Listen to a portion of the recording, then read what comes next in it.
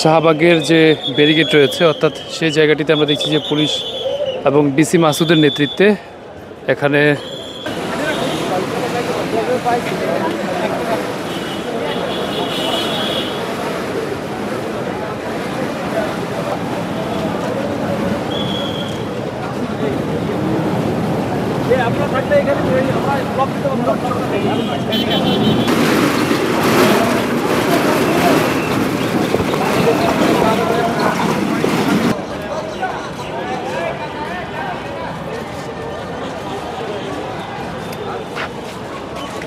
আজকে সকাল থেকে যে ডাকসু নির্বাচন হচ্ছে এটা খুবই শান্তিপূর্ণ এবং উৎসবমুখর পরিবেশে অনুষ্ঠিত হচ্ছে।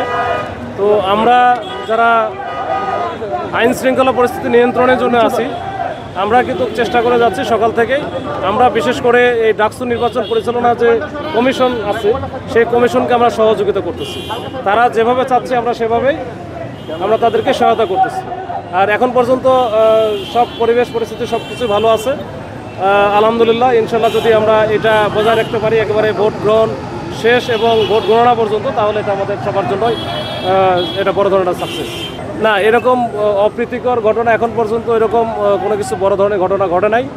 আর সন্দেহভাজন দুইজনকে যারা ভুয়া আইডি কার্ড শো করে ঢোকার চেষ্টা করতেছিল তাদেরকে ধরা হয়েছে, তাদের বিরুদ্ধে আইনগত ব্যবস্থা নেওয়া হচ্ছে। এই না ভুয়া আইডি কার্ড মানে হচ্ছে তারা বহিরাগত, তারা তার ছাত্র না। এইটা ছোটোখাটো এগুলা নির্বাচনের সময় হয়।